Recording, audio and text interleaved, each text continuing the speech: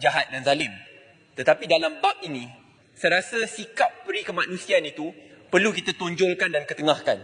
Kerana ini bukanlah perkara yang berkait rapat dengan parti politik semata-mata ataupun isu politik. Tetapi ini merupakan isu kemanusiaan dan isu kebajikan.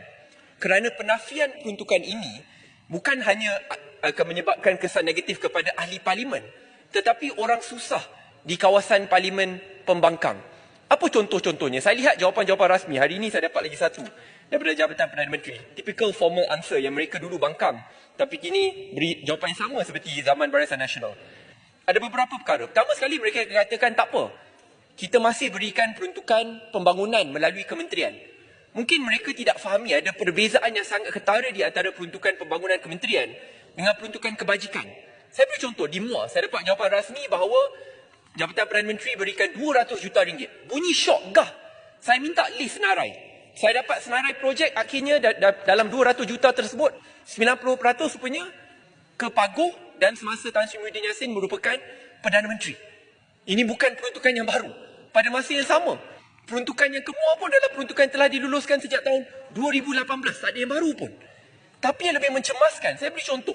Apabila orang kawasan, saya lihat ramai Parlimen Pembangkang di sini, datang minta, mereka mahukan bakul makanan, mereka perlukan kerusi roda, perlukan susu formula, perlukan pampers. Mana mereka nak pergi? Mereka pergi ke Jabatan Kebajikan tak ada, kata tak ada peruntukan. Pergi jumpa ahli parlimen. Ahli parlimen kata tak ada peruntukan. Dan ini masalah yang akhirnya akan berterusan apabila kerajaan dan Perdana Menteri meletakkan sasaran untuk basmikan kemiskinan, tetapi pada masa yang sama sasaran itu dilemahkan apabila mereka melemahkan kawasan-kawasan pembangkang dan menghukum rakyat di kawasan pembangkang hanya kerana pilihan politik mereka. Saya rasa tindakan itu adalah tindakan yang zalim. Dan tindakan itulah yang perlu kita lawan berhabis-habisan. Nasihat saya adalah ini. Dalam politik itu dia seperti kerusi roda. Ya, kerusi roda pula. Ia seperti roda atau impian. Roda impian lah saya boleh katakan.